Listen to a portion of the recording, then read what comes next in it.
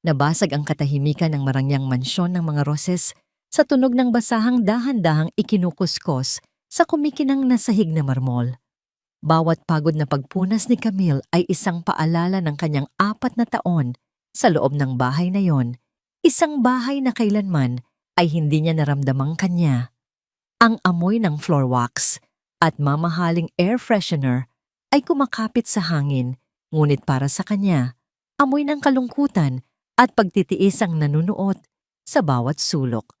Nasa huling palapag siya ng paghahanda para sa 70 kaarawan ng lola ni Michael, ang matriarch ng pamilya Roses. Ngunit ang tunay na reyna ng gabing iyon, gaya ng dati, ay ang kanyang biyenan, si Doña Imelda Roses. Isang matigas at ritmikong tunog ng takong ang papalapit mula sa pasilyo. Hindi na kailangan lumingon ni Camille. Kabisado na niya ang bawat yabag, ang bawat paghinga ng babaeng nagpahirap sa buhay niya. Ano't hindi ka patapos dyan? Malamig na tanong ni Imelda, nakatayo sa likuran niya na parang isang general na nag-iinspeksyon ng kanyang mga kawal. Ang kanyang damit na kulay esmeralda ay kumikinang sa ilalim ng aranya at ang mga diamante sa kanyang leeg at tainga ay tila nangungutya sa simpleng damit pantrabaho ni Camille. Patapos na po mama, mahinang sagot ni Camille, hindi inaalis ang tingin sa sahig. Naglalakad si Imelda, palapit hawak ang isang tray ng mamahaling pastillas na inihanda para sa mga bisita. Sa kanyang pagdaan, sinadya niyang ibangga ang kanyang balakang sa balikat ni Camille. Ang tray ay tumagilid. Isang malakas na kalansing ang umalingaw-ngaw nang bumagsak ang ilang piraso ng matamis sa bagong linis na sahig. Tingnan mo ang ginawa mo. Napakatanga mo talaga, sigaw ni Imelda, kahit halata namang siya ang may kasalanan. Kahit kailan isa ka talagang pabigat sa pamilyang ito. Isang matalim na kirot ang gumuhit sa puso ni Camille, isang kirot na sanay na siyang maramdaman. Yumuko na lamang siya at pinulot isa-isa ang mga piraso ng candy habang pinipigilan ang mga luhang nagbabadyang tumulo. Ito ang buhay niya. Isang walang katapusang siklo ng paninisi at kahihiyan. Pagkatapos ng insidente, dali-daling umakyat si Camille sa maliit na silid na para sa kanya at kay Michael. Sa totoo lang, mas madalas na siya lang ang natutulog doon. Si Michael ay laging may dahilan, trabaho, meeting, mga biyahe na hindi siya kasama. Huminga siya ng malalim at isinuot ang tanging disenteng damit na mayroon siya isang simple ngunit malinis na puting bestida na nabili niya sa isang department store sale. Hindi ito gawa sa seda o dinisenyo ng isang sikat na couturier, pero ito lang ang kanyang sandata para sa gabing iyon. Inayos niya ang kanyang buhok at naglagay ng manipis na kolorete, sinusubukang itago ang pagod sa kanyang mga mata. Sa salamin, nakita niya ang isang estranghero, isang babaeng nawala ang kislap sa mata, isang anino ng masayahing Camille na pinakasalan ni Michael 4 na taon na ang nakalipas. Pagbaba niya nagsisimula nang dumating ang mga bisita. Ang bulwagan ay puno ng mga lalaking naka-Amerikana at mga babaeng nagkikislapan sa alahas. Ang kanilang mga tawanan at masiglang usapan tungkol sa kanilang mga bagong kotse at mga bakasyon sa Europa ay tila lalong nagpapamukha sa kanya na hindi siya kabilang doon. Walang pumansin sa kanya. Para siyang hangin, isang multo sa sarili niyang pamamahay. Nilibot niya ang kanyang paningin, hinahanap si Michael, at natagpuan niya ito malapit sa grand piano. Matipuno at gwapo sa kanyang suot na barong, tumatawa habang kausap ang isang babae. Ang babae ay si Christine, ang anak ng isa sa pinakamalaking kasosyo sa negosyo ng mga Roques. Maganda, matangkad at balot sa kumpiyansa. Ang paraan ng pagtingin niya kay Michael, ang paraan ng pagdikit ng kanyang kamay sa braso nito, ay nagsasabi ng isang kwentong ayaw harapin ni Camille. Upang makaiwas sa tanawin, nagtungo si Camille sa isang mas madilim na bahagi ng hardin kung saan hindi gaanong marami ang tao. Nakatayo siya sa likod ng isang malaking halaman nang marinig niya ang boses ni Michael at Christine na papalapit. Hindi na ako makapaghintay na matapos na ang lahat ng ito. Michael, sabi ni Christine, ang boses ay may halong pagkainip. Kailan mo ba sasabihin sa kanya? Naramdaman ni Camille na nanigas ang kanyang buong katawan. Konting tiis na lang. Okay? Kapag naayos na natin itong gusot sa negosyo, kakausapin ko na siya, sagot ni Michael. Ang boses nito ay walang bahid ng pagmamahal o kahit awa man lang para sa asawang pinag-uusapan nila. Isang pagkakamali lang naman ang lahat. Isang pagkakamali na kailangan ko nang itama. Gumuho ang mundo ni Camille. Ang huling sinulid ng pag-asa na kanyang pinanghahawakan ay biglang naputol.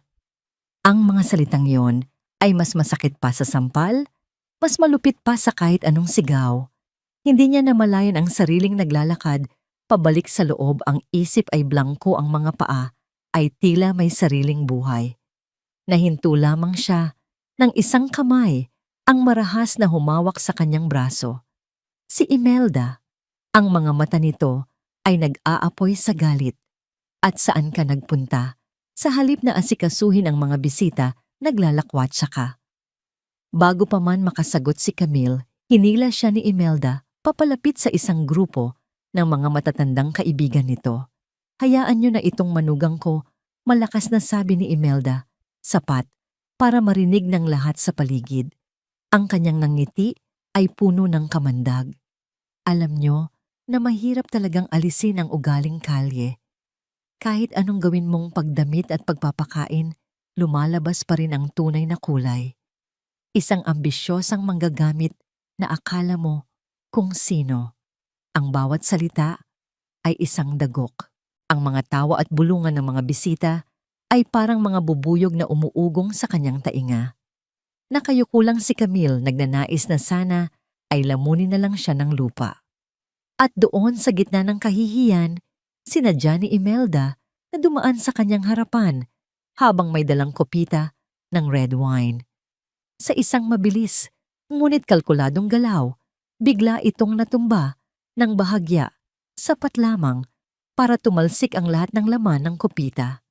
Ang matingkad na pulang alak ay dumaloy sa puting bestida ni Camille, gumagawa ng isang malaking mantsa na parang dugo sa kanyang dibdib. Isang kolektibong paghinga ng pagkagulat ang narinig mula sa mga nakasaksi. Tumingin si Imelda sa kanya, hindi na sinusubukang itago ang tagumpay sa kanyang mga mata. Lumapit ito at bumulong, ang mga salita ay parang lason na tumarak sa kaluluwa ni Camille. Basura ka talaga kahit kailan. Ang mantsa ng pulang alak sa puting bestida ni Camille ay tila isang hayag na simbolo ng kanyang kahihiyan, nakapinta sa harap ng daan-daang mapanuring mga mata. Ang bulungan ng mga bisita ay unti-unting lumakas, naging isang alingawngaw ng panghuhusga. Ngunit sa lahat ng tunog na yon, ang katahimikan ni Michael ang pinakabumingi sa kanya. Hindi man lang ito gumalaw para tulungan siya. Hindi man lang ito nagsalita para ipagtanggol siya. Sa halip, lumapit ito na may malamig na ekspresyon sa mukha. Hinawakan siya ng mahigpit sa braso at kinaladkad palayo sa mata ng mga tao patungo sa isang bakanteng silid-aklatan. Binitawan siya nito ng marahas pagkasara ng pinto. Mula sa bulsa ng kanyang mamahaling Amerikana, inilabas ni Michael ang isang nakatuping dokumento at isang pluma. Inihagis niya ito sa mesang naroon. Pirmahan mo na to, utos niya. Ang boses ay walang emosyon, na parang isang transaksyon lang ang lahat. Tapusin na natin ang pagkakamaling ito. Nanginginig na tiningnan ni Camille ang papel. Divorce papers. Ang mga salita ay lumabo dahil sa mga luhang namumuo sa kanyang mga mata. Pagkakamali, halos pabulong niyang tanong, ang boses ay basag. Michael, 4 na taon. Isang pagkakamali lang ba ang lahat ng iyon? Isang mapaklang tawa ang kumawala kay Michael. Pagkakamali. Camille, iyon ang pinakamalaking pagkakamali ng buhay ko. Ang pakasalan ka.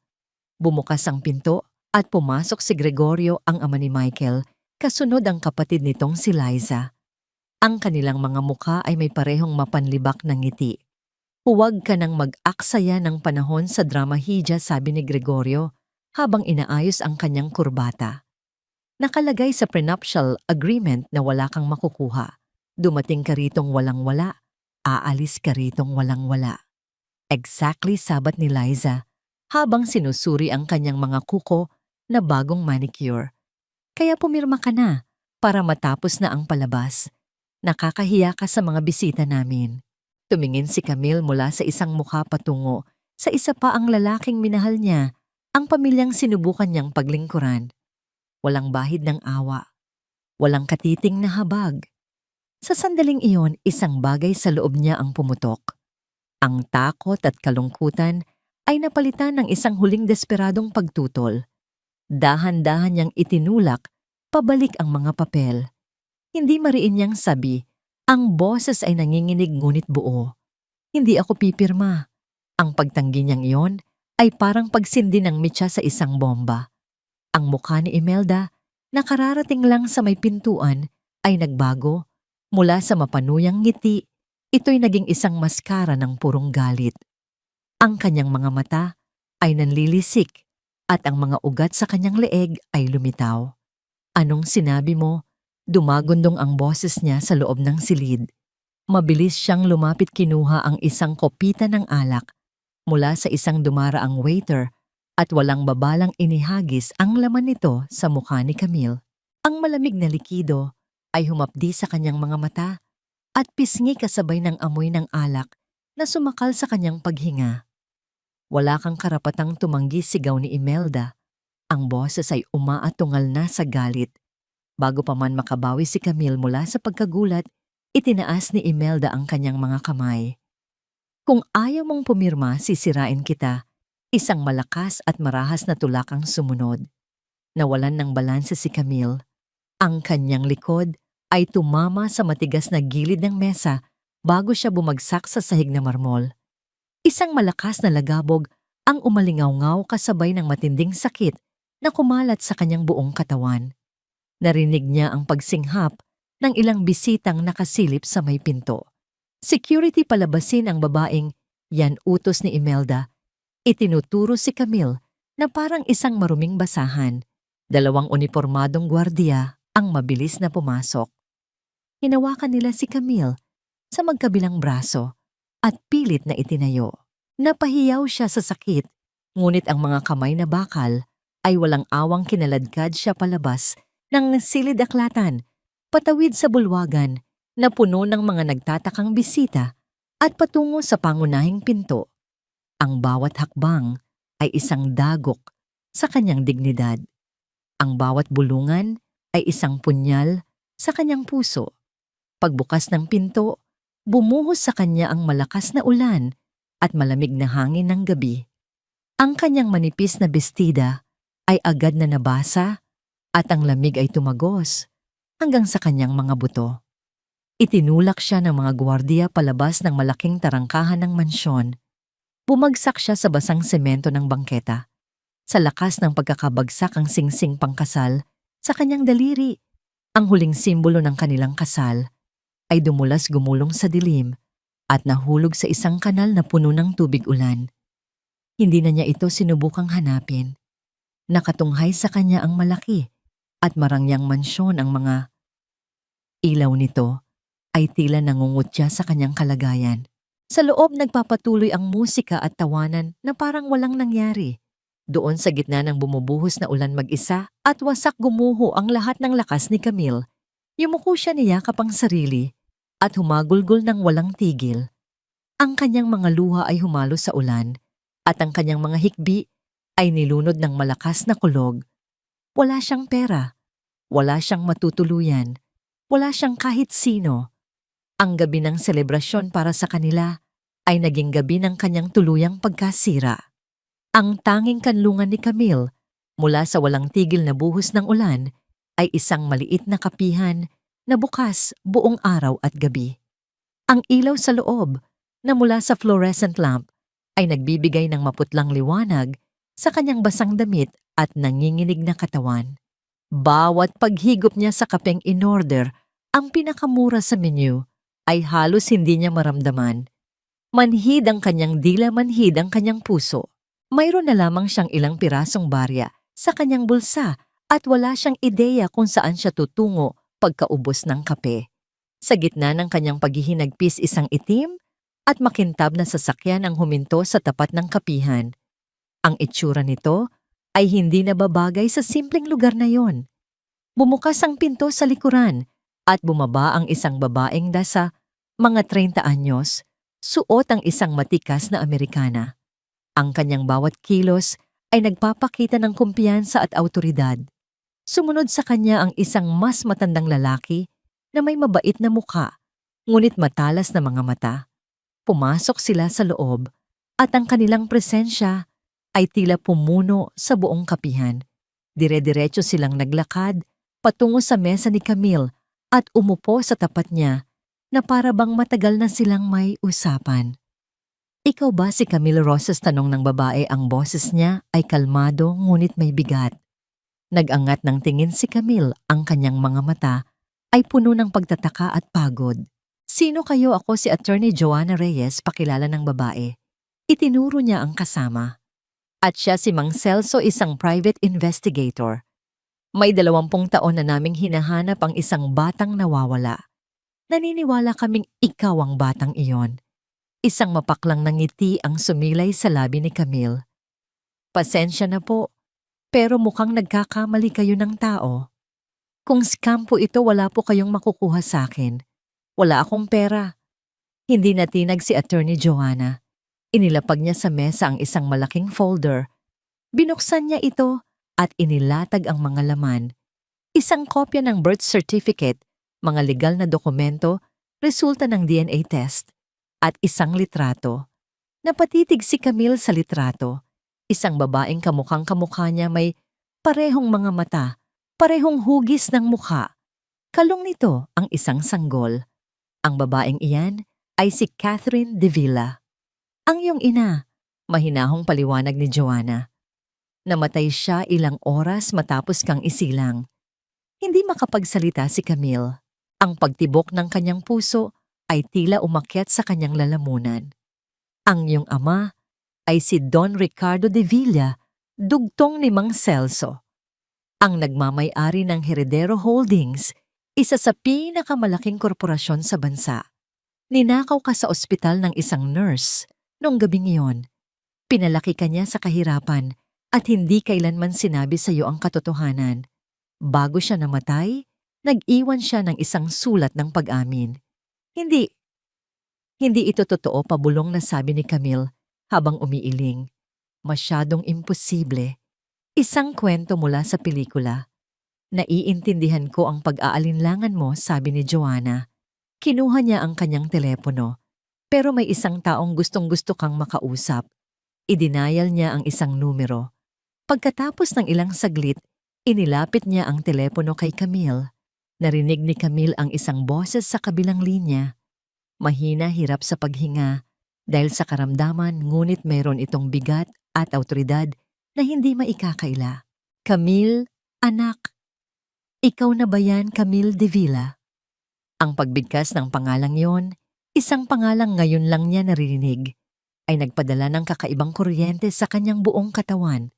Isang boses na hindi niya kilala, ngunit sa kaibuturan ng kanyang puso, naramdaman niya ang isang koneksyon. Dinala siya ng itim na sasakyan sa isang pribado at mamahaling ospital. Ang bawat pasilyo ay tahimik at malinis, malayo sa imahe ng mga pampublikong paggamutan. Pumasok sila sa isang VIP suite na mas mukha pang silid sa isang 5-star hotel. At doon sa isang kama na napapaligiran ng mga makabagong aparatong medikal, nakahiga ang isang matandang lalaki. Payat na ang kanyang katawan at mayroon siyang oxygen tube sa kanyang ilong. Ngunit nang magtama ang kanilang mga mata, nakita ni Camille ang sarili niyang mga mata na nakatitig pabalik sa kanya. Mga luhang nagsimulang mamuo sa mga mata ni Don Ricardo. "Anak ko." Basag ang boses niyang sabi. Sa sandaling iyon, lahat ng pagdududa ni Camille ay naglaho. Lumapit siya sa kama at ang kanyang mga sariling luha ay bumuhos na parang ilog. Hinawakan niya ang kamay ng kanyang ama isang kamay na payat at malamig. Ngunit para sa kanya ito, ang pinakamatibay na bagay na nahawakan niya sa buong buhay niya. Ikinuwento ni Don Ricardo ang lahat ng pagmamahalan nila ng kanyang ina, ang kasabikan nilang magkaroon ng anak ang trahedya ng kanyang pagkamatay at ang bangungot ng paggising niya na wala na ang kanyang unika hija. Ikinuwento niya ang mga taon ng paghahanap, ang mga maling akala, ang hindi na walang pag-asa. Ipinakilala rin niya ang panganib na nag-aabang. Ang kanyang nakababatang kapatid, si Salvador, ang pansamantalang namamahala sa Heredero Holdings, isang taong sakim at walang puso na matagal nang nagnanakaw sa kumpanya sa pag-aakalang wala ng tagapagmana. Hinawakan ni Don Ricardo nang mahigpit ang kamay ni Camille, ang kanyang mga mata ay nag-aalab sa kabila ng panghihina ng katawan. Kunin mo ang dapat na sayo, mariin niyang habili ng bawat salita ay puno ng bigat at kahulugan. Ang apoy ng paghihiganti na halos mamatay dahil sa ulan ng kahihiyan ay muling nagliyab sa puso ni Camille, mas mainit at mas mapanira kaysa dati. Huwag kang magpakita ng awa sa kanila. Lumipas ang 2 buwan. Sa isang marangyang penthouse unit na tinatanaw ang buong Kamaynilaan, isang babae ang nakatayo sa harap ng isang malaking salamin. Ang dating mahaba at simpleng buhok ni Camille ay napalitan na ng isang matalas at modernong gupit, kinulayan ng mas madilim na tono na nagbigay diin sa talim ng kanyang mga mata. Ang kanyang damit ay hindi na bestidang nabili sa department store, kundi isang pares ng eleganteng pantalon at blusang seda na bumagay sa kanyang katawan na may bagong tuklas na kumpiyansa. Isang pares ng salamin na may itim na frame ang nagsilbing huling piraso ng kanyang kasuotan. Isang maskara para itago ang kaluluwang minsan ng dinurog. Pinagmasdan niya ang kanyang refleksyon. Hindi na niya halos makilala ang sarili. Wala na ang babaeng umiiyak sa ilalim ng ulan. Wala na ang asawang nagtitiis sa pangaapi. Ang nakatitig pabalik sa kanya ay isang estranghero, matatag malamig, at handa sa digmaan. Ito si Bella Solar. Ang 2 buwan na lumipas ay isang walang katapusang pagsubok ng apoy. Sa ilalim ng mahigpit na paggabay ni Attorney Joanna, ang bawat araw ni Camille ay puno ng mga aralin. Sa umaga inaaral niya ang lahat tungkol sa Heredero Holdings, ang mga financial statements, corporate structures, at mga kasalukuyang proyekto ay naging kanyang alpabeto.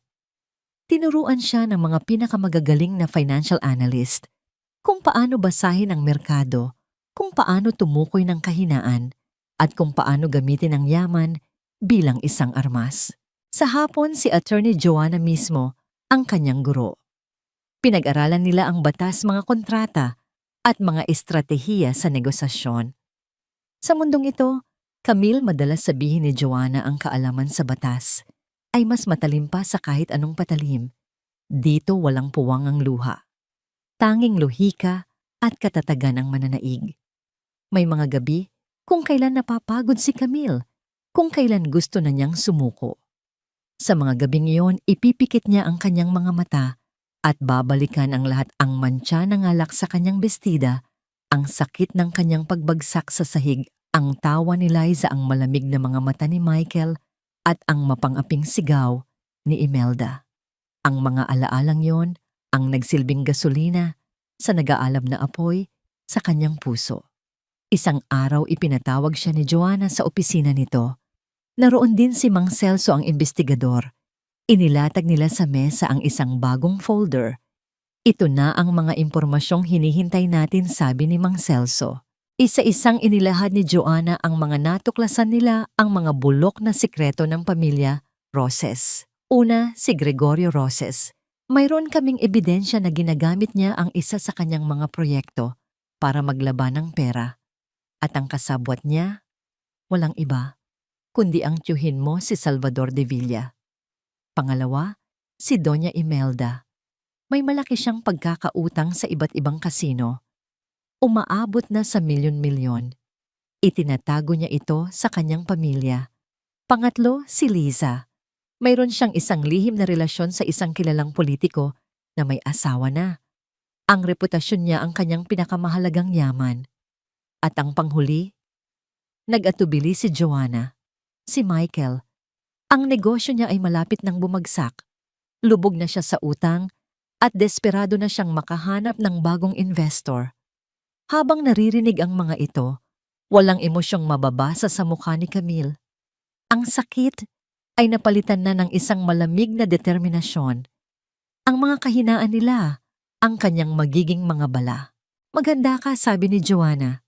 Ngayong gabi, ipapakilala natin si Bella Soler sa mundo. Ang lugar isang eksklusibong art auction para sa mga elite ng Maynila. Ang hangin ay puno ng amoy ng mamahaling pabango at ang mahinang tunog ng mga usapan tungkol sa sining at pera. Pumasok si Bella Soler. Ang kanyang simpleng itim na damit ay mas nangibabaw pa kaysa sa mga makikinang na gown ng ibang mga babae. Bawat hakbang niya ay may bigat, bawat tingin niya ay may layunin. Ang mga tao ay napapalingon, nagbubulungan, nagtatanong kung sino ang bagong mukha na ito na naglalakas loob pumasok sa kanilang teritoryo. Hindi nagtagal na mataan niya ang kanyang target. Si Liza Roses nakatayo, kasama ang kanyang mga mayayamang kaibigan, tumatawa ng malakas habang ipinagmamalaki ang kanyang bagong hikaw na diamante. Sinadya ni Bella na dumaan sa kanilang grupo. Nagkunwari siya ng may tinitingnan na painting sa dingding. Ang kanyang presensya ay agad na naramdaman ni Liza. Tiningnan siya nito mula ulo hanggang paa na may halong pagtataka at bahagyang pagmamata. "May I help you?" Mataray na tanong ni Liza. Dahan-dahang lumingon si Bella, isang bahagyang ngiti ang sumilay sa kanyang mga labi. "Hindi. Tinitingnan ko lang ang mga obra." May mga bagay talagang kaakit-akit sa paningin. Ang kanyang mga mata ay direktang nakatitig kay Liza na para bang siya ang tinutukoy nito. Naramdaman ni Liza ang isang kakaibang kaba, ngunit ipinagsawalang bahala niya ito.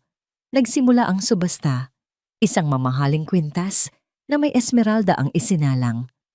Agad na nagtaas ng bid si Liza, nais niyang idagdag ito sa kanyang koleksyon at ipagmalaki sa lahat. Nang malapit nang mapunta sa kanya ang kwintas, isang kalmadong boses ang umalingaw-ngaw mula sa likuran. "Double the price." Lahat ay napalingon. Nakaupo si Bella, hindi man lang nag-aangat ng tingin mula sa katalog na hawak. Nanlaki ang mga mata ni Liza. Nag-init ang kanyang ulo. Hindi siya papayag na matalo sa isang estranghero. Muli siyang nagtaas ng bid. Sinagot ito ni Bella ng mas mataas na halaga nang hindi nagpapakita ng anumang emosyon. Ang subasta ay naging isang labanan sa pagitan nilang dalawa. Ang pagiging desperado ni Liza ay halata sa bawat pagtaas niya ng presyo. Samantala, si Bella ay nanatiling kalmado na parang naglalaro lamang. Sa huli sumuko si Liza. Ang presyo ay masyado nang mataas kahit para sa kanya. "Sold to the lady in black," anunsyo ng auctioneer. Tumayo si Bella at dahan-dahang naglakad palapit kay Liza na namumula sa galit. Huminto siya sa tapat nito. "Sayang," mahinang sabi ni Bella. Ang boses ay sapat lang para marinig nilang dalawa. "Maganda sana, pero ganoon talaga." Tinitigan niya si Liza ng diretso sa mata at sa isang malamig na tinig, idinugtong may mga bagay na hindi nababagay sa lahat. Pagkatapos sabihin niyo iyon, tinalikuran na niya si Liza na tulala at napahiya. Ang unang bato ay naihagis na. Nagsimula na ang laro. Ang boardroom ng Roses Realty ay isang silid na binalot sa malamig na katahimikan at mamahaling kahoy. Dito sinubukan ni Gregorio at Michael Roses na magpakita ng lakas at kontrol na matagal nang nawawala sa kanila.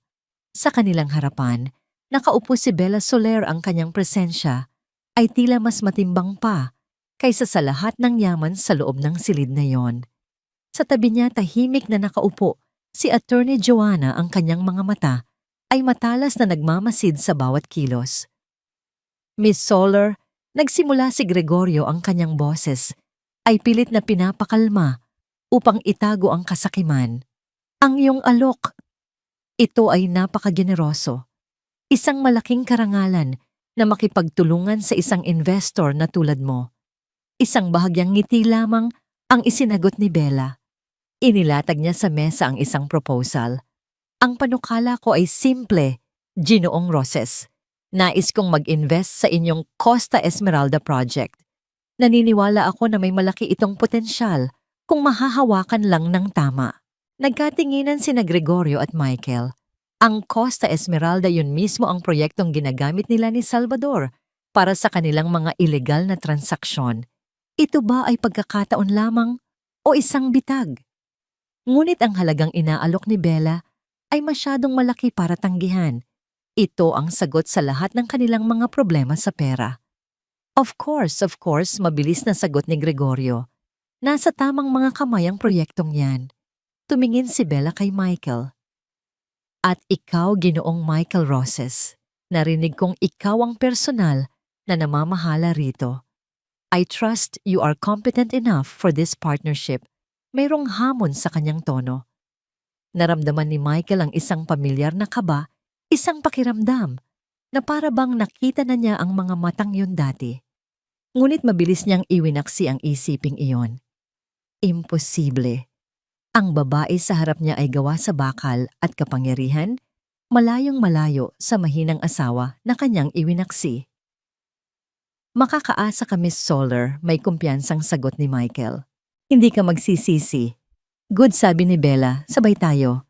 Ipapahanda ko na kay Attorney Reyes ang mga kontrata. I expect to seal this deal within the week. Ang kanilang pag-uusap ay naging daan para sa susunod na hakbang ng plano ni Camille. Ngayon na nakuha na niya ang tiwala ng mag-ama, oras na para sirain ang isa pang haligi ng pamilya. Kinabukasan sinadya ni Camille na magtungo sa isang high-end salon sa isang mamahaling mall, ang paboritong lugar ni Imelda, para sa kanyang lingguhang pagpapaganda.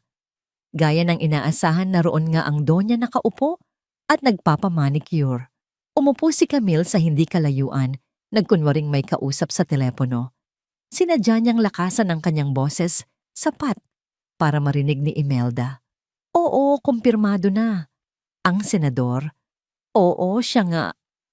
Kawawa naman ang asawa niya, hindi alam na ang pinagkakatiwalaan niyang anak ni Roses ay isa palang ahas. Oo, si Liza. May mga litrato na kumakalat sa kampo ng senador. Mukhang malapit nang pumutok ang iskandalo. Agad na napahinto si Imelda. Ang kanyang atensyon ay ganap na kay Bella. Sa pagtayo ni Bella, sinadya niyang maitapon ang laman ng kanyang mamahaling bag. Nahulog ang mga gamit niya kasama ang isang folder na bahagyang bumukas. Mula rito isang litrato ang dumulas sa sahig, isang litrato ni Liza at ng senador na magkasama sa isang pribadong yate sa isang compromising sitwasyon. Mabilis na pinulot ni Bella ang kanyang mga gamit, ngunit hinayaan niyang makita ni Imelda ang litrato. Tumingin siya kay Imelda na para bang nagulat. Oh, I'm so sorry. Ngunit nakita na ni Imelda ang kailangan niyang makita. Ang ebidensya, ang kahihiyan, ang galit ay nagsimulang umakyat sa kanyang mukha, isang namumuong bagyo. Ang gabi ng paghatol ay dumating sa isang piging para sa mga importanteng kasosyo sa negosyo ng mga Roses. Isang hapunan kung saan ang bawat ngiti ay peke at ang bawat salita ay kalkulado. Naroon ang buong pamilya, sinusubukang magpakita ng isang imahe ng pagkakaisa. Si Liza ay masayang nakikipag-usap, walang kamalay-malay sa bombang malapit ng sumabog. Si Imelda sa kabilang dako ay tahimik, masyadong tahimik. Ang kanyang mga mata ay hindi inaalis kay Liza, na para bang isang hukom na naghihintay ng tamang sandali para ibaba ang kanyang hatol. Para sa kanya, ang bawat tawa ng kanyang anak ay isang insulto, isang patunay ng kawalang hiyaan nito. Ang pagkakataon ay dumating nang magpaalam si Liza sa isang grupo ng mga kaibigan, tumatawa sa isang birong siya lang ang nakakaintindi. Para kay Imelda yon na ang huling patak. Ang imahe ng kanilang pamilya na kanyang pinaghirapang itayo ay dinudungisan ng sarili niyang anak. Biglang tumayo si Imelda. Ang pag-urong ng kanyang silya sa sahig ay lumikha ng isang nakakabinging tunog na pumutol sa lahat ng usapan. Lahat ng mata ay napunta sa kanya. Naglakad siya ng dahan-dahan, ngunit may bigat patungo kay Liza. Ang kanyang mukha ay isang maskara ng malamig na galit. Mama, nagtatakang tanong ni Liza. May problema po ba? Hindi sumagot si Imelda. Nang makarating siya sa harap ng kanyang anak, sa harap ng lahat ng kanilang mga bisita, at kasosyo, itinaas niya ang kanyang kamay. Walang hiya, kasigaw niya, ang boses ay puno ng panggigigil. Sinisira mo ang pangalan ng pamilya natin. Isang malutong na tunog, ang umalingaw-ngaw sa buong silid. Pak! Ang sampal ay napakalakas. Agad na namula ang pisngi ni Liza. Ang kanyang mga mata ay nanlaki sa gulat at sakit, hindi dahil sa pisikal na hapdi, kundi dahil sa matinding kahihiyan. Natahimik ang lahat.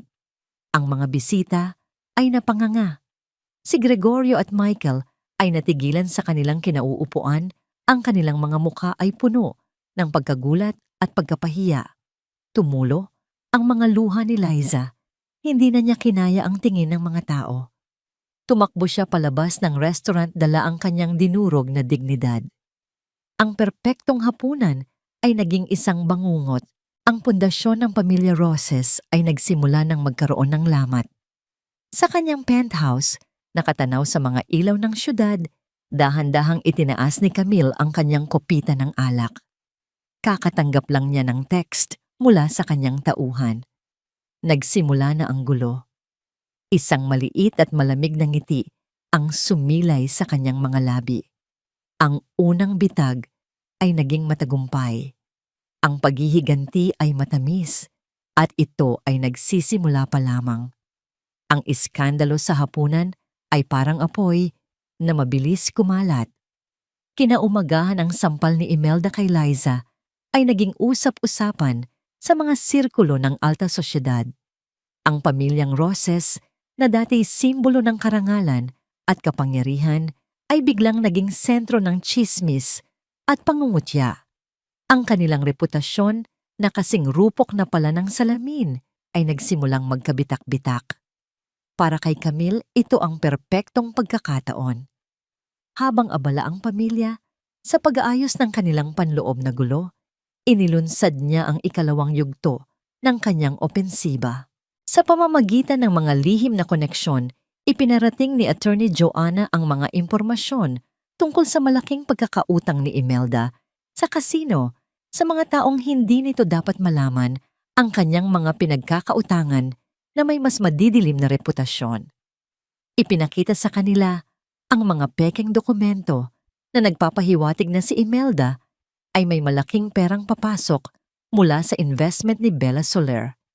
Hindi nagtagal, ang mga anino ay nagsimulang magpakita sa mansyon ng mga Roses. Mga lalaking nakasuot ng itim, may mga matang hindi ngumingiti at may mga boses na puno ng pagbabanta. Dumating sila hindi para makiusap, kundi para maningil.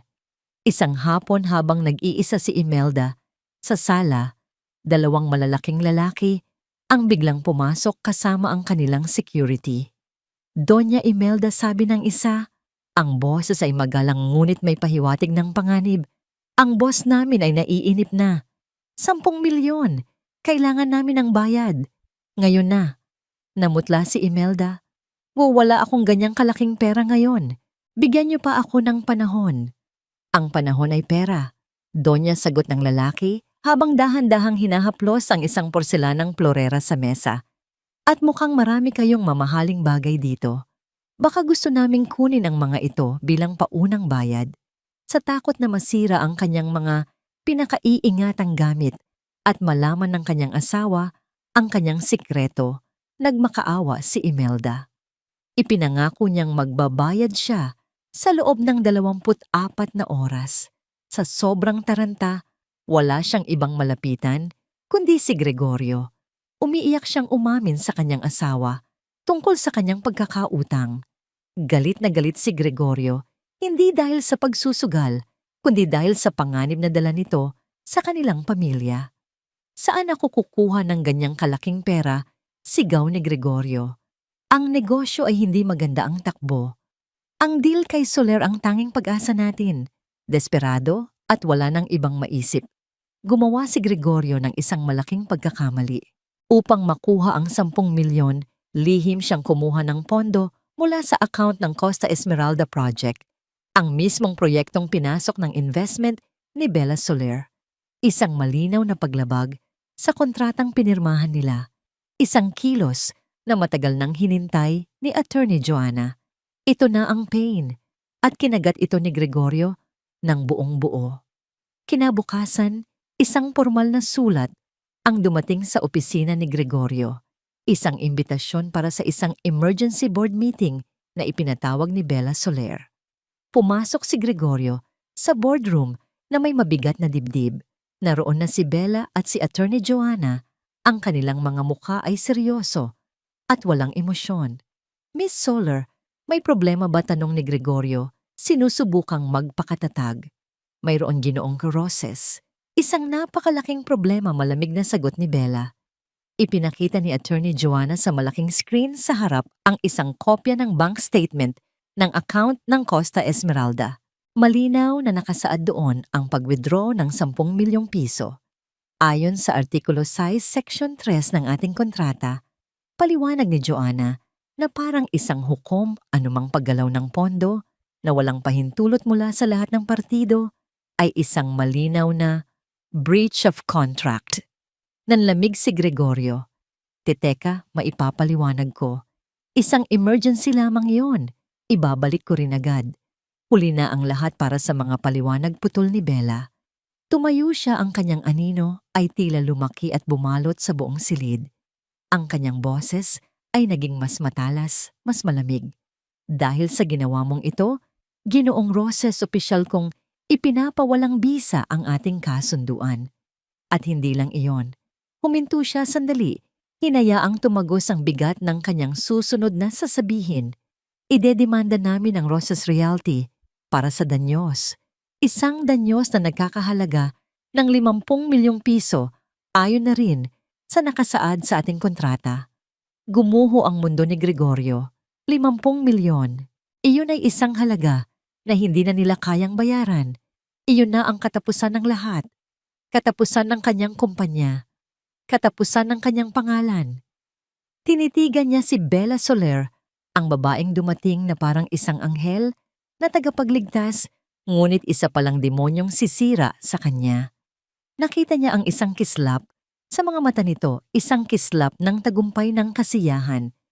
At sa isang sandali, sa likod ng mamahaling salamin at matigas na ekspresyon, tila may nakita siyang isang pamilyar na anino, isang multo, mula sa nakaraan. Sino ka ba talaga? Nanginginig niyang tanong, ang boses ay puno ng takot at pagkalito. Isang lihim na ngiti ang sumilay sa mga labi ni Bella. Isang ngiting hindi umabot sa kanyang mga mata. Hindi siya sumagot. Hayaan niyang ang tanong na iyon ang maging lason na dahan-dahang papatay sa katinoan ni Gregorio Roses habang pinapanood niya ang pagguho ng lahat ng kanyang itinayo. Ang balita ng demanda ni Bella Soler ay kumalat na parang epidemya sa loob ng pamilya Roses, dala ang lagnat ng takot at pagkasira. Ang dating matatag na mga haligi ng kanilang imperyo ay isa-isa nang gumuho. Si Liza ay nagtatago sa kahihiyan. Si Imelda ay nalulunod sa utang at pagsisisi. Si Gregorio ay parang isang haring nawalan ng kaharian, gulong-gulo at wala ng kapangyarihan. Sa gitna ng kaguluhang ito, si Michael ang naiwang nakatayo desperado at nag-iisa. Ang kanyang sariling negosyo ay malapit na ring malugi at ang pagbagsak ng Roses Realty ay nangangahulugan ng kanyang sariling katapusan. Sa kanyang desperasyon, isang huling hangal na ideya ang pumasok sa kanyang isip. Susubukan niyang gamitin ang kanyang personal na karisma para kumbinsihin si Bella Soler. Nagpadala siya ng mensahe, humihingi ng isang pribadong pag-uusap. Sa kanyang pagkagulat, pumayag si Bella. Itinakda nila ang kanilang pagkikita sa isang mamahaling restaurant na kilala sa romantikong ambience nito. Dumating si Michael na suot ang kanyang pinakamagandang damit, dala ang pekeng kumpiyansa at ang ngiting minsan nang nakabighani kay Camille. Ngunit pagdating ni Bella, suot ang isang pulang bestida na nagpapatingkad sa kanyang kapangyarihan. Agad na naramdaman ni Michael na siya ang nasa dehado. Mrs. Solar, Bella malambing niyang simula. Salamat sa pagpapaunlak mo. Diretsuhin mo na ako, Michael. Marami akong ginagawa, malamig na sagot ni Bella habang tinitingnan ang menu. Gusto ko sanang humingi ng tawad sa ginawa ng aking ama. Isang pagkakamali lamang iyon. Alam kong may paraan pa para maayos natin ito. Sabi ni Michael, sinusubukang abutin ang kamay ni Bella na nakapatong sa mesa.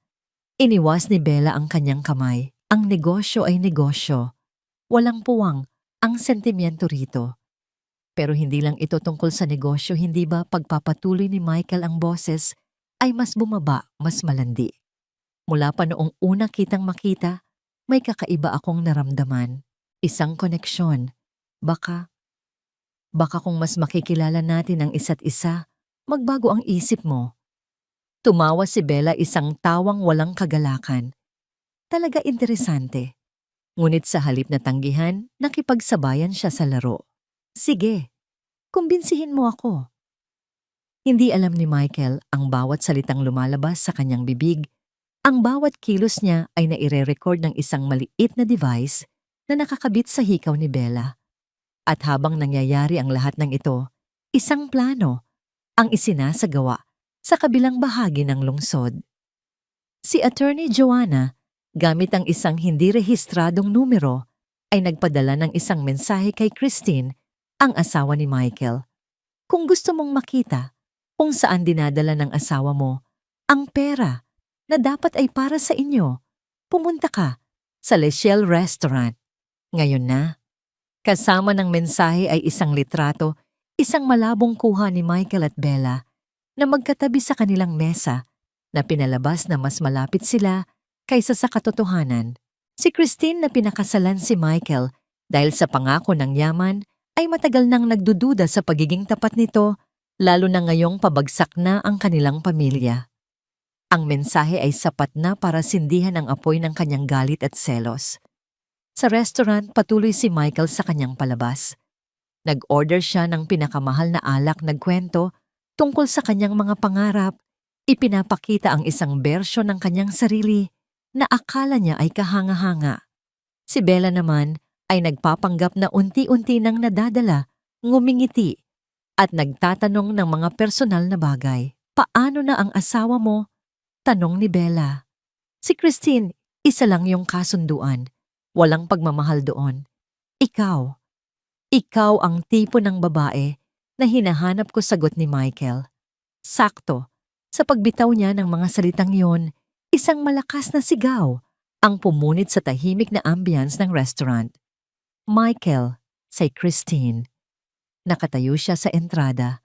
Ang kanyang mukha ay namumula. Sa galit ang kanyang mga mata ay nag-aapoy. So ito pala ang importanteng meeting mo, sigaw niya habang mabilis na naglalakad patungo sa kanilang mesa. Niloloko mo ako. Ginagastos mo ang pera natin sa babaeng ito. Gulat na napatingin si Michael. Christine, titeka, hindi ito ang iniisip mo. Ngunit huli na. Ang eksena ay nakuha na ang atensyon ng lahat ng tao sa restaurant. Ang ilan ay nagsimula nang kumuha ng kanilang mga telepono para mag-video. Huwag mo akong lokohin, isinampal ni Christine ang kanyang bag sa mesa na nagpatumba sa mga kopita ng alak. Tapos na tayo. Kukunin ko ang lahat ng dapat para sa akin. Ang kanilang pag-aaway ay naging isang malaking eskandalo. Nagbatuhan sila ng mga akusasyon tungkol sa pera sa mga kasinungalingan sa mga lihim. Si Michael, ang dating respetadong negosyante, ay naging isang kaawa-awang lalaki na pinapahiya ng kanyang asawa sa harap ng publiko. Sa gitna ng kaguluhan, tahimik na tumayo si Bella. Walang nakapansin sa kanya habang siya ay naglalakad palayo. Huminto siya sandali sa may pinto, tiningnan ang nasirang imahe ni Michael na sinusubukang pakalmahin ang kanyang nagwawalang asawa. Kinuha niya ang kanyang telepono at nag-text kay Joanna. Gawin mo na. Sa isang iglap, isang utos ang ipinadala sa mga bangko.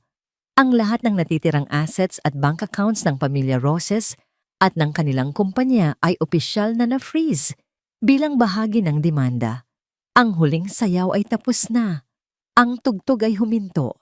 Ang natira na lang ay ang katahimikan bago ang huling pagbagsak. Ang Grand Ballroom ng Heredero Holdings Tower ay napuno ng tensyon. Mga miyembro ng board, mga maimpluwensyang investor at mga piling mamamahayag ay nagtipon para sa isang biglaang shareholders meeting. Ang anunsyo si Bella Soler, ang misteryosong European investor na gumulat sa mundo ng negosyo sa Maynila, ay mag-aanunsyo ng isang merger na magpapabago sa lahat. Sa unahang hilera, nakaupo si Salvador de Villa, ang tiyuhin ni Camille. Ang kanyang mukha ay puno ng kumpiyansa at pagwawagi. Para sa kanya ito na ang huling hakbang. Ang pagpasok ng kapital ni Bella Soler ay ang kailangan niya para tuluyang maagaw ang kontrol ng kumpanya mula sa anino ng kanyang naghihingalong kapatid. Sa isang sulok na parang mga pulubing inimbita sa isang piging, ay naroon ang pamilya Roses. Si Gregorio ay mukhang mas matanda ng 10 taon, ang kanyang mga balikat ay nakayuko sa bigat ng pagkatalo. Si Imelda ay balisa, ang kanyang mga alahas ay tila nawalan na ng kinang. Si Michael naman ay tulala ang kahihiyan mula sa restaurant ay bakas pa rin sa kanyang mukha. Dumating sila sa pag-asang baka, ito na ang kanilang huling tsansa na baka sa pamamagitan ng awa ni Bella Soler ay maililigtas pa sila. Ang mga ilaw ay bahagyang dumilim, isang spotlight ang tumutok sa entablado. Ang lahat ng pag-uusap ay huminto. Mula sa gilid ng entablado, lumabas ang isang babae. Ngunit hindi siya ang Bella Soler na kilala nila. Ang kanyang buhok ay nakaayos sa mas simpleng paraan. Ang kanyang suot ay isang eleganteng bestidang kulay burgundy, isang kulay na mas madilim, mas seryoso. At ang pinakamalaking pagbabago sa lahat, wala siyang suot na salamin. Dahan-dahan siyang naglakad patungo sa podium. Ang bawat hakbang niya ay umalingaw-ngaw sa nakabibinging katahimikan. Huminto siya sa gitna, ang kanyang mga mata ay matapang na nilibot ang buong silid, tinitingnan ng bawat muka, ang mga nagtataka, ang mga sakim, ang mga nagkasala. Ang kanyang tingin ay huminto sa pamilya Roses. Nakita niya ang pagkalito sa mukha ni Gregorio, ang pagkunot ng noo ni Imelda, at ang dahan-dahan nakakakilabot na pagbabago sa ekspresyon ni Michael. Ang kanyang bibig ay bahagyang bumukas, ang kanyang mga mata ay nanlaki sa hindi makapaniwalang pagkilala. Itinaas ng babae ang mikropono. Ang kanyang boses, nang ito ay lumabas, ay hindi na ang boses ni Bella Soler na may bahagyang banyagang punto. Ito ay isang boses na pamilyar, isang boses na kanilang binaliwala at inalipusta. Magandang umaga sa inyong lahat. Panimula niya, ang kanyang boses ay kalmado, ngunit may bigat na parang bakal. Marahil ay nagtataka kayo kung bakit ko kayo ipinatawag lahat dito. Isang ngiti, isang malamig at mapait na ngiti ang sumilay sa kanyang mga labi. Hindi ako si Bella Soler, isang kolektibong bulungan ang kumalat sa buong silid. Si Salvador de Villa ay napakunot ang noo, sinusubukang intindihin ang nangyayari. Ang pangalan ko ay Camille. Tinitigan niya ng diretso si Michael, hinayaang tumagos ang bawat salita sa kaluluwa nito. Camille Roses. Kung ang isang karayom ay nahulog, maririnig ito sa buong silid. Si Michael ay napahawak sa kanyang dibdib na para bang inatake sa puso. Si Imelda ay napasinghap, ang kamay ay napunta sa kanyang bibig. Si Gregorio ay natulala, ang kanyang utak ay pilit na pinoproseso ang imposibleng katotohanan. Ngunit hindi pa tapos si Camille, o baka dapat sabihin kong dugtong niya ang kanyang boses, ay tumaas puno ng kapangyarihan at pagmamalaki. Camille de Villa, ang nag-iisang anak at tagapagmana ni Don Ricardo de Villa. Ang pagbubunyag ay parang isang pagsabog ng bomba. Ang mga kamera ay nagsimulang mag-flash. Ang mga reporter ay nagkagulo. Si Salvador ay napatayo, ang kanyang mukha ay puno ng galit at pagkagulat. Sinungaling isa kang impostor, tanong ni Camille. Lumingon siya sa malaking screen sa kanyang likuran. Ipinakita roon ang kanyang birth certificate, ang resulta ng DNA test na may 99.9% na tugma kay Don Ricardo at mga litrato niya noong sanggol kasama ang kanyang mga magulang. Ang mga dokumentong ito ay nagsasabi ng ibang kwento. At mayroon pa akong ibang mga kwento. Muling nagbago ang imahe sa screen. Ipinakita roon ang mga bank transfer, mga pekeng kumpanya at mga ebidensya ng pagnanakaw ni Salvador mula sa Heredero Holdings. At ang kasabwat niya sa money laundering dugtong ni Camille, habang ang screen ay nagpapakita ng mga dokumento na may pirma ni Gregorio, ay walang iba kundi ang respetadong si Ginoong Gregorio Roses. Sa hudyat ni Joanna, bumukas ang mga pinto sa likuran ng ballroom. Pumasok ang isang grupo ng mga ahente ng NBI. Habang sinusunggaban si Salvador at Gregorio, lumingon si Camille sa natitirang miyembro ng pamilya Roses. Lumapit siya sa podium, kinuha ang isang baso ng tubig na nakahanda roon. Naglakad siya pababa ng entablado, patungo sa kinaroroonan ni Michael, na ngayon ay nanginginig sa takot. Huminto siya sa harap nito, tinitingnan ito ng mababa, tulad ng pagtingin nito sa kanya noon. Ito mahina niyang sabi. Ang boses ay puno ng lahat ng sakit at galit na kanyang kinimkim. Para yan sa lahat ng ginawa niyo sa akin. At sa harap ng lahat, sa harap ng mga kamera na kumukuha ng bawat anggulo, ibinuhos niya ang malamig na tubig sa mukha ni Michael. Ang eksena ay isang perpektong salamin ng gabing iyon sa mansyon. Ang pang-aapi ay naibalik. Ang kahihiyan ay isinuli. Ngunit sa pagkakataong ito, si Camille na ang nakatayo at sila na ang nasa sahig. Ang ballroom ay naging isang eksena ng kontroladong kaguluhan. Habang kinakaladkad ng mga ahente ng NBI palabas, si Salvador at Gregorio, ang kanilang mga sigaw ng pagtanggi at galit ay nilamon ng sunod-sunod na flash ng mga kamera. Ang pangalan ng mga De Villa at Roses ay magiging laman ng bawat balita sa loob ng ilang minuto. Si Imelda, sa sobrang pagkagulat at kahihihiyan, ay nawalan ng malay. Ang kanyang pagbagsak sa sahig ay halos hindi napansin sa gitna ng komosyon. Si Liza naman ay nakaupo lang na parang isang estatwa tulala, at walang reaksyon ng kanyang isip ay hindi matanggap ang bilis ng kanilang pagbagsak. Sa gitna ng lahat ng ito, lumuhod si Michael sa harap ni Camille. Ang basang buhok at damit ay patunay ng kanyang kabuuang pagkatalo. Camille, patawarin mo ako. Pagmamakaawa niya, ang kanyang boses ay nanginginig at puno ng pagsisisi o marahil ay takot. Hindi ko sinasadya. Patawarin mo ako, pakiusap. Tiningnan siya ni Camille mula sa itaas. Hinanap niya sa kanyang puso ang kahit katiting na awa, ang kahit anong bakas ng pagmamahal na minsan niyang naramdaman para sa lalaking ito.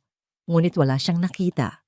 Ang puso niya ay parang isang disyerto tuyo at walang puwang para sa anumang damdamin para kay Michael. Walang sinabi si Camille.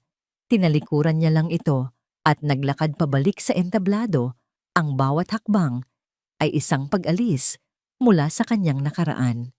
Iniwan niya si Michael na nakaluhod sa sahig, isang larawan ng isang sirang-sirang lalaki na iniwanan ng lahat. Nang bumalik ang kaayusan, hinarap ni Camille ang mga natitirang miyembro ng board at ang media.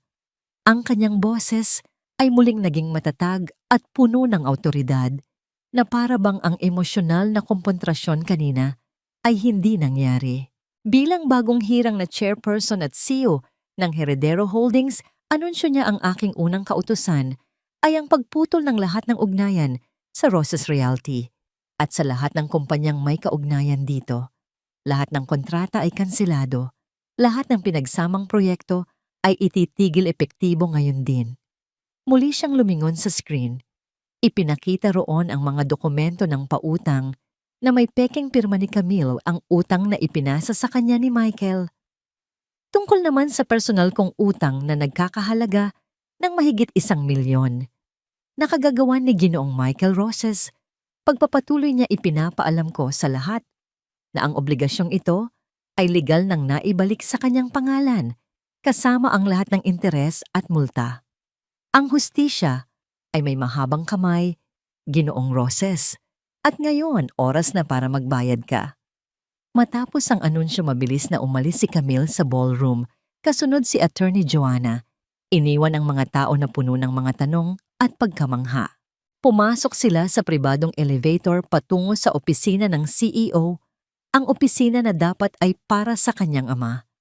Pagbukas ng pinto, bumungad sa kanya ang isang malawak na silid na may mga bintanang salamin mula sa hig, hanggang kisame na nagpapakita ng isang nakamamanghang tanawin ng buong siyudad ng Maynila. Ito na, nasa tuktok na siya. Ang kapangyarihan ay nasa kanyang mga kamay. Nakuha na niya ang kanyang paghihiganti. Ngunit habang nakatayo siya roon, nakatingin sa siyudad sa ibaba, isang hindi inaasahang damdamin ang kanyang naramdaman. Hindi ito galak, hindi rin ito kasiyahan. Ito ay isang pakiramdam ng kahungkagan, isang nakabibinging katahimikan. Tapos na ang laban. Ano na ngayon? Ang galit na nagtulak sa kanya sa loob ng maraming buwan ay biglang nawala, at ang naiwan ay isang malaking espasyo sa kanyang puso. Lumapit si Attorney Joanna sa kanyang tabi na para bang nababasa ang kanyang iniisip. Tapos na, Camille, mahinang sabi nito, inilagay ang isang kamay sa kanyang balikat. Nagawa mo na. Tumango si Camille ngunit hindi siya nagsalita. May iniwan ang iyong ama, sabi ni Joanna. Mula sa kanyang briefcase, kinuha niya ang isang selyadong sobre. Sinabi niyang, ibigay ko ito sa'yo kapag tapos na ang lahat. Nanginginig na kinuha ni Camille ang sulat. Ito ay sulat kamay ng kanyang ama. Sa labas nakasulat ang kanyang pangalan, para sa aking minamahal na anak, Camille. Dahan-dahan niyang binuksan ng sobre, ang kanyang puso ay kumakabog sa pag-asam at kaba. Ito ang huling mensahe, ang huling habilin mula sa taong nagbigay sa kanya ng pangalawang buhay. At sa loob ng tahimik na opisina, habang ang siyudad sa labas ay nagpapatuloy sa kanyang maingay na buhay, sinimulan niyang basahin ang mga huling salita ng kanyang ama. Ang sulat ay nakasulat sa isang makalumang papel, at ang bawat letra ay bakas ng kahinaan, ngunit puno ng pagmamahal. Binuksan ni Camille ang nakatuping papel at sinimulang basahin ang mga huling salita ng kanyang ama. Anak kong Camille, kung binabasa mo ito nangangahulugang nagtagumpay ka. Alam kong magtatagumpay ka. Nakita ko sa iyong mga mata ang apoy na minana mo sa iyong ina, isang apoy na kayang tumupok ng lahat ng kadiliman.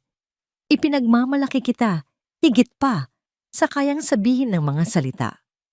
Ngunit habang isinusulat ko ito, mayroon akong isang huling hiling. Ang paghihiganti ay parang isang lason na kinailangan mong inumin para mabuhay.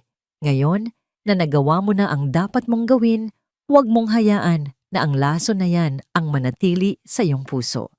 Huwag mong hayaan na ang galit ang maging kahulugan ng iyong buhay. Ang pamilya Roses si Salvador. Sila ay mga kabanata lamang sa iyong kwento, hindi ang buong libro. Ang pamana ko sa iyo ay hindi lamang pera at kapangyarihan. Ang tunay kong pamana ay ang pagkakataon na bumuo ng isang kinabukasan na mas mabuti kaysa sa ating nakaraan. Gamitin mo ang yaman na ito, hindi para manira, kundi para magtayo. Gamitin mo ang kapangyarihan, hindi para mangapi, kundi para tumulong. Huwag mong kalimutan kung sino ka, Camille de Villa. Ikaw ay anak ng pag-ibig, hindi ng paghihiganti. Buuin mo ang sarili mong pamana. At sa iyong paglalakbay, lagi mong tatandaan na kami ng iyong ina ay laging nagbabantay sa iyo mula sa malayo. Nagmamahal. Ang iyong ama, Ricardo. Tumulo ang mga luha ni Camille habang binabasa ang sulat, ngunit sa pagkakataong ito, hindi ito luha ng sakit o galit. Ito ay luha ng paglaya. Ang bigat na matagal na niyang pinapasan ang utos na sirain sila ay napalitan ng isang bagong misyon, ang magtayo.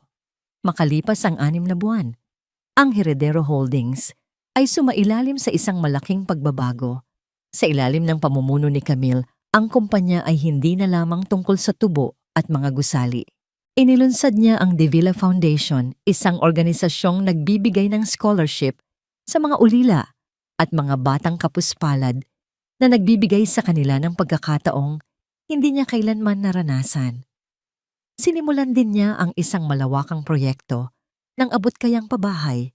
Ginagamit ang yaman ng kumpanya para magbigay ng disenteng tirahan sa mga nangangailangan. Naging kilala siya, hindi bilang isang malupit na tagapagmana, kundi bilang isang leader na may puso. Isang gabi habang nanonood ng balita sa kanyang opisina, isang pamilyar na kwento ang lumabas.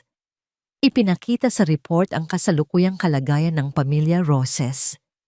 Si Gregorio at Salvador ay nahatulan ng mahabang taon sa bilangguan para sa kanilang mga krimen.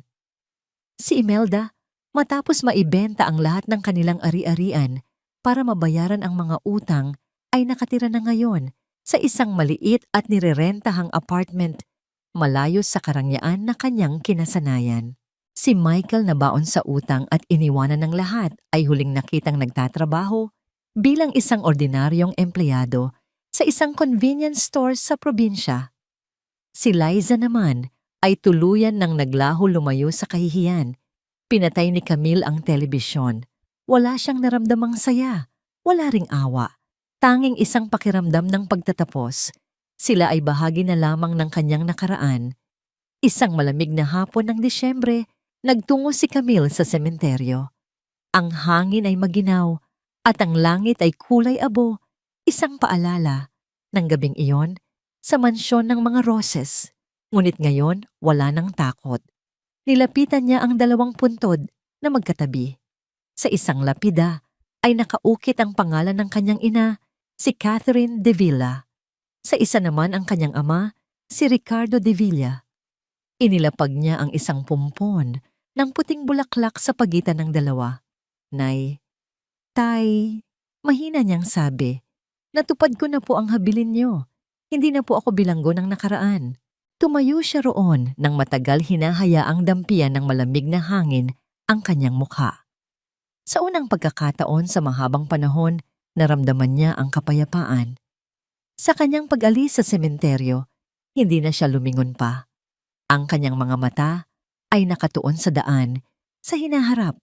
Ang paghihiganti ay tapos na. Ngunit ang kanyang kwento, ang kwento ni Camille de Villa, ay ngayon pa lamang nagsisimula.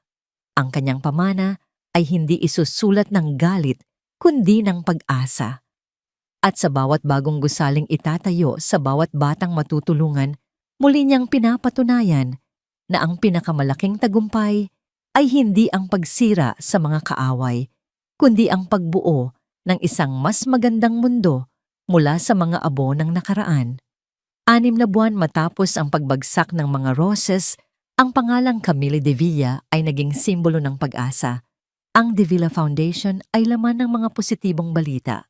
Ang pinakamalaki nitong proyekto, ang Paraiso Heights, isang komunidad ng abot-kayang pabahay, ay puspusan ng itinatayo sa isang malawak na lupain sa labas ng syudad. Para sa publiko, si Camille ay isang anghel, isang tagapagmanang ginagamit ang yaman para sa kabutihan. Ngunit sa likod ng mga ngiti sa harap ng kamera sa loob ng kanyang marangyang opisina, si Camille ay nakikipaglaban sa isang digmaang siya lang ang nakakaalam. Ang anino ni Bella Soler, ang pagkataong binuo niya mula sa galit at pagdududa, ay nakakapit pa rin sa kanya. Hindi na siya nagtitiwala ng basta-basta. Bawat kontratang pinipirmahan niya ay dumadaan sa 10 beses na pagsusuri. Bawat bagong empleyado ay may masusing background check. Ang kanyang mundo ay isang kuta na binuo para protektahan ang sarili, ngunit ito rin ay isang kulungan. Miss De Villa, narito na po si Ginoong Alcaraz, anunsyo ng kanyang sekretarya sa intercom. Papasukin mo siya. Pumasok ang isang lalaki, si Leo Alcaraz. Siya ang batang arkitekto na personal na pinili ni Camille para pamunuan ang disenyo ng Paraiso Heights. Mayroon siyang talino, ngunit ang mas nagustuhan ni Camille ay ang apoy sa kanyang mga mata, isang apoy ng idealismo at pangarap na magtayo ng isang komunidad, hindi lang mga bahay. Ma'am Camille, bati ni Leo, may dalang isang rolyo ng mga plano. Mayroon akong ilang bagong ideya para sa community center. Gusto kong maglagay ng mas malaking espasyo para sa mga bata at isang urban garden sa bubong. Habang masiglang nagpapaliwanag si Leo, kalahati lang ng isip ni Camille ang nakikinig. Ang kalahati ay nag-aanalisa. Masyado siyang perpekto, masyadong masigasig. Ano ang tunay niyang motibo? Kahit na malinis ang record ni Leo ayon sa investigasyon ni Mang Celso, hindi pa rin maalis sa isip ni Camille ang pagdududa. Maganda ang mga ideya mo, Leo, sabi niya. Ang kanyang boses ay propesyonal, ngunit may distansya. Iwanan mo ang mga plano. Pag-aaralan ko. Nakita ni Leo ang pader sa pagitan nila. Ngumiti na lamang siya ng bahagya. Sige ma'am, basta sabihan niyo lang ako kung may kailangan kayo. Pagkaalis ni Leo, tinawagan ni Camille si Mang Celso. Gusto kong ipagpatuloy mo ang pagbabantay kay Alcaraz. Alamin mo ang lahat. Bawat kilos, bawat kausap. Pero ma'am, malinis po talaga ang record ng bata, sagot ni Mang Celso sa kabilang linya. Gawin mo na lang utos ni Camille bago ibaba ang tawag. Tumingin siya sa salamin at nakita ang malamig na mga mata ni Bella Soler na nakatitig pabalik. Samantala, sa isang madilim at masikip na selda sa pambansang bilangguan, isang anino ang nagbabalak. Si Salvador de Villa, kahit nakakulong, ay hindi pa tapos. Sa pamamagitan ng kanyang tiwaling abogado, nagpapadala siya ng mga mensahe sa labas.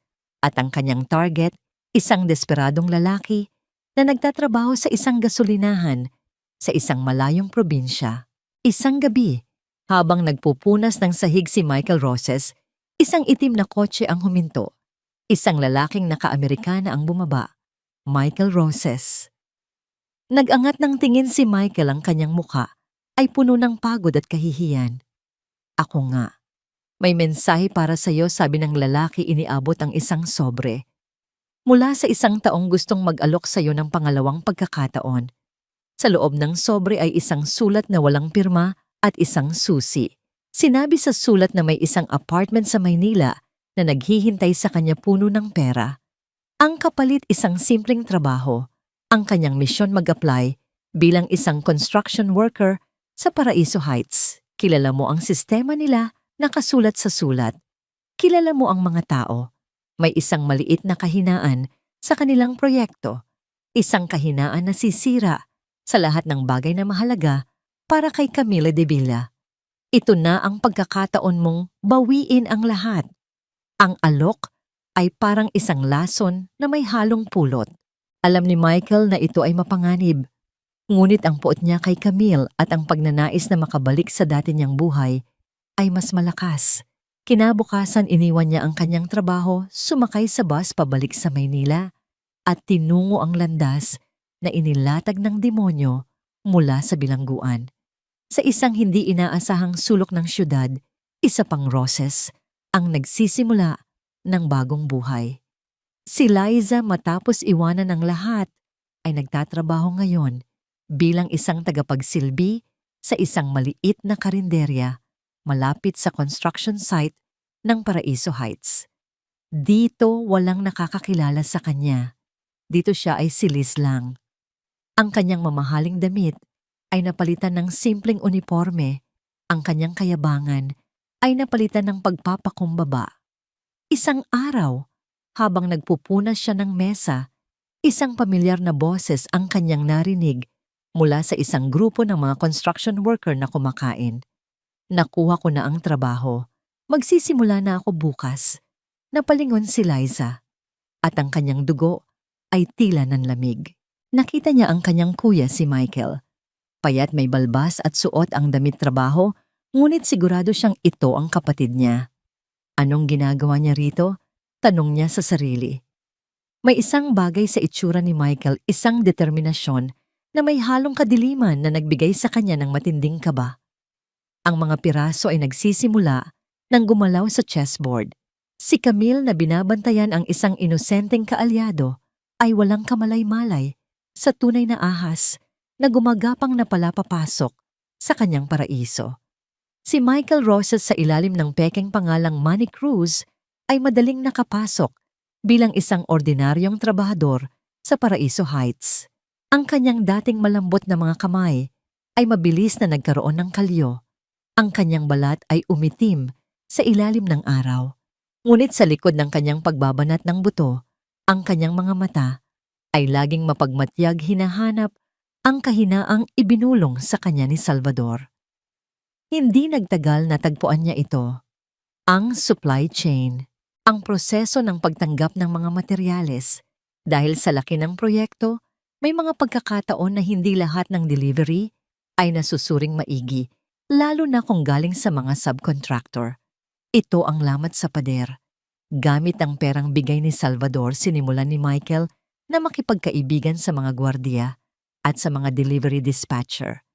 Isang bote ng alak dito, isang balot ng sigarilyo doon at kaunting dagdag na pera. Unti-unti nakuha niya ang kanilang tiwala. Nalaman niya ang kanilang mga schedule, ang mga oras kung kailan mahina ang seguridad. Isang gabi sa ilalim ng kadiliman, isinagawa niya ang unang hakbang. Isang delivery truck na puno ng semento mula sa isang hindi kilalang supplier ang dumating, gamit ang pekeng delivery order at ang tulong ng isang nasuhulang dispatcher, ang mga sako ng mababang klaseng semento. Sementong may halong buhangin at mahinang kalidad ay naipasok sa bodega, ipinalit sa mga dekalidad na materyales na dapat sanang gagamitin para sa pundasyon ng isa sa mga itinatayong gusali. Samantala, sa opisina ni Camille, ang kanyang pagdududa kay Leo ay lalo pang lumalala. Ipinakita sa kanya ni Mang Celso ang mga litrato ni Leo na palihim na kinunan si Leo na nakikipag-usap sa isang lalaki sa isang coffee shop, si Leo na may tinatanggap na isang envelope. Sino ang mga kausap niya, tanong ni Camille. Ang boses ay malamig. Yung isa po ay representative ng isang kilalang supplier ng bakal, ma'am. At yung envelope po ay naglalaman lang ng mga sample ng materyales, paliwanag ni Mang Celso. Wala po kaming makitang kahina-hinala. Ngunit para kay Camille, ang lahat ay kahina-hinala. Ang mga normal na transaksyon sa negosyo ay naging mga lihim na pakikipagsabuatan sa kanyang isip. Kinabukasan, ipinatawag niya si Leo. Leo, gusto kong makita ang lahat ng report ng materyales para sa Building B. Bawat delivery, bawat supplier utos niya. Siyempre, ma'am, sagot ni Leo. Bahagyang nagtataka sa biglaang paghihigpit. Pero may problema po ba? Nasa schedule naman po tayo at lahat ng materyales ay dumadaan sa quality control. Gusto ko lang makasiguro, matigas na sabi ni Camille. Masyadong malaki ang proyektong ito para magkaroon ng kahit isang pagkakamali. Naramdaman ni Leo ang kawalan ng tiwala. Ang idealismo sa kanyang mga mata ay bahagyang napalitan ng pagkadismaya. Ang babaeng hinahangaan niya dahil sa kanyang paninindigan ay siya rin palang nagdududa sa kanyang katapatan. Sa karinderya, si Liza ay hindi mapakali. Araw-araw nakikita niya si Michael na pumapasok sa construction site. Nakikita niya itong nakikipag-usap sa mga kapwa-trabahador, ngunit may kakaiba sa kilos nito. Masyadong mapanuri ang kanyang mga tingin, masyadong kalkulado ang kanyang mga galaw. Hindi ito kilos ng isang taong simpleng naghahanap buhay. Ito ay kilos ng isang taong may ibang misyon. Isang hapon, hindi na niya natiis. Sinundan niya si Michael pagkatapos ng trabaho. Nakita niya itong pumasok sa isang madilim na eskinita para makipagkita sa isang lalaking naka-Amerikana, ang parehong lalaki na nakita niya sa probinsya. May inabot na makapal na sobre si Michael sa lalaki at may ibinulong ito na hindi niya narinig. Nang gabing iyon, hindi makatulog si Liza. Ang kanyang konsensya ay ginugulo. Alam niyang may masamang binabalak ang kanyang kapatid. Ngunit ano ang gagawin niya? Ang pamilya nila ay sinira ni Camille. Karapat-dapat lang ba nagantihan siya? Ngunit ang paraan ni Michael, ang paninira sa isang proyektong para sa mga mahihirap, tila mali. Tila masahol pa sa ginawa ni Camille. Hawak niya ang kanyang luma at mumurahing telepono. Sa isang iglap naisip niyang hanapin ang numero ng opisina ni Camille de Villa. Para saan? Para magsumbong, para tulungan ang babaeng sumira sa kanilang buhay, o para iligtas ang kanyang kuya mula sa tuluyang pagkahulog sa kadiliman. Ang pagpindot sa numero ay ang pinakamabigat na desisyon na kailangan niyang gawin.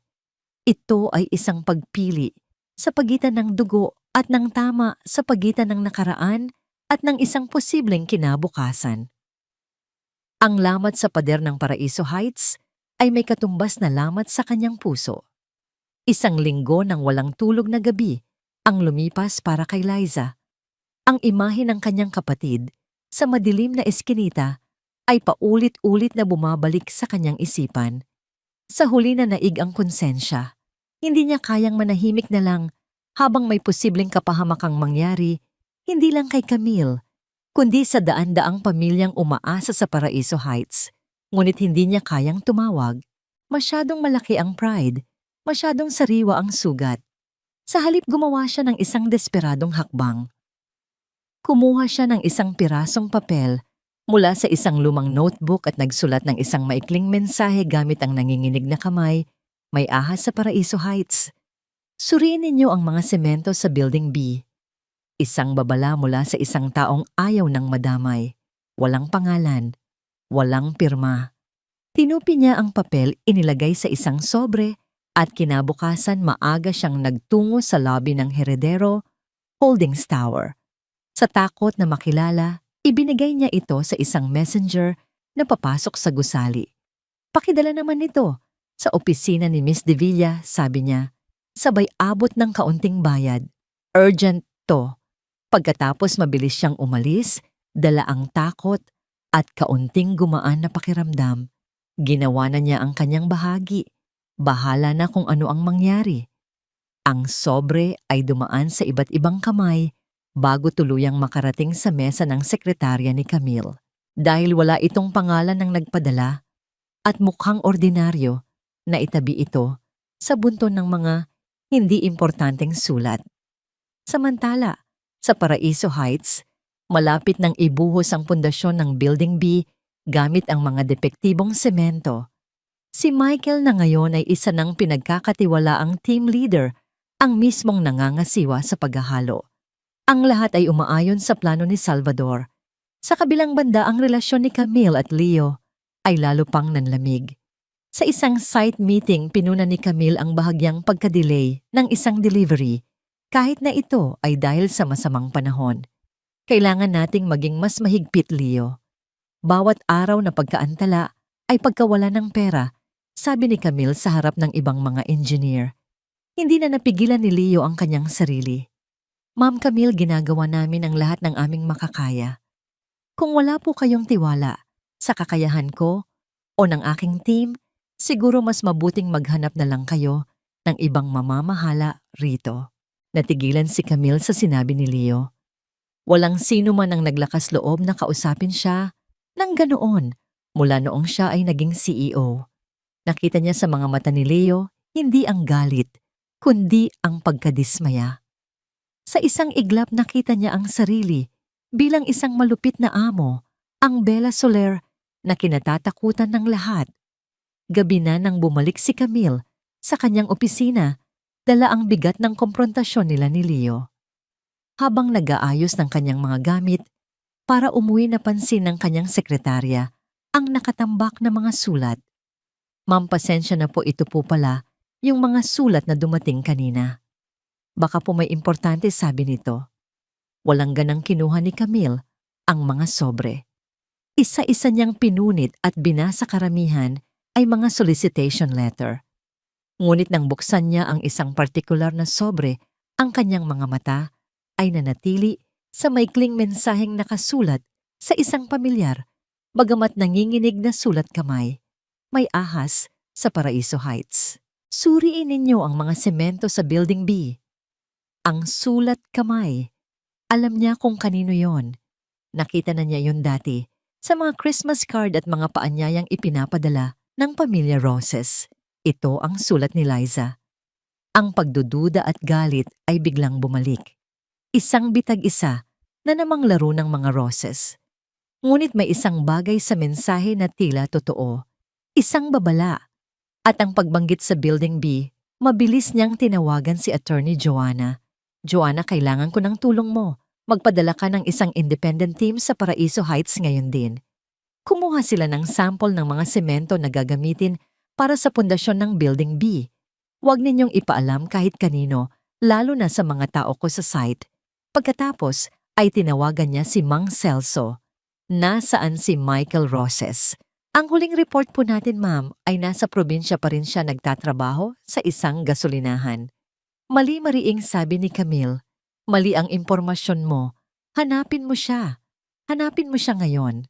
Sa unang pagkakataon sa loob ng 6 na buwan, naramdaman muli ni Camille ang pamilyar na kaba ng panganib. Ngunit sa pagkakataong ito, hindi lang ang kanyang sarili ang nakataya. Ang nakataya ay ang kanyang diwa, ang kanyang pamana, at ang mga pangarap ng daan-daang pamilya. At sa gitna ng lahat ang babala ay nanggaling sa isang taong hindi niya kailanman inasahan. Ang laro ay muling nagsimula, ngunit ang mga manlalaro ay nagbago na ng posisyon. Madaling araw pa lamang isang hindi markadong van ang pumasok sa tahimik na construction site ng Paraiso Heights. Ang team na ipinadala ni Attorney Joanna Mona ay kumilos ng mabilis at tahimik. Kumuha sila ng mga sample mula sa mga sako ng semento na nakahanda para sa Building B at agad na umalis bago pa man dumating ang mga trabahador. Makalipas ang ilang oras sa isang pribadong laboratorio, ang resulta ay lumabas. Ang mga numero sa report ay isang malinaw na katibayan ng pananabutahe. Ang semento ay may mataas na porsyento ng buhangin at iba pang murang materyales. Kung ginamit ito ang pundasyon ay magiging marupok. Ang buong gusali ay magiging isang death trap. Nang matanggap ni Camille ang tawag mula kay Joanna, isang malamig na pangingilabot ang gumapang sa kanyang buong katawan. Ang babala ni Liza ay totoo. Halos kasabay nito isang tawag din ang pumasok mula kay Mang Celso. Ma'am Camille, natagpuan na namin si Michael Rosses, sabi ng investigador. Ang boses ay may halong pag-aalala. Tama po kayo. Hindi siya nasa probinsya. Siya po si Manny Cruz, isang construction worker. Sa Paraiso Heights, ang lahat ng piraso ay nagkabit-kabit na. Ang plano ay malinaw na ngayon sirain ang kanyang proyekto mula sa loob dungisan ang kanyang pangalan at gawing isang simbolo ng kabiguan ng kanyang pamana. Ito ay isang atake na hindi sa kanyang yaman kundi sa kanyang kaluluwa. Sa halip na magpadala ng pulis isang ibang plano, ang nabuo sa isip ni Camille. Tumawag siya sa security head ng Paraiso Heights. Hayaan ninyong magpatuloy ang lahat ngayong araw na parang normal. Huwag ninyong ipahalata na may alam tayo. Ngunit bago ibuhos ang semento, gusto kong humarap sa lahat ng trabahador. Pagdating ni Camille sa site, ang tensyon ay ramdam sa hangin. Nandoon si Leo nagtataka sa biglaang pagpupulong. Nandoon din si Michael nagpapanggap na abala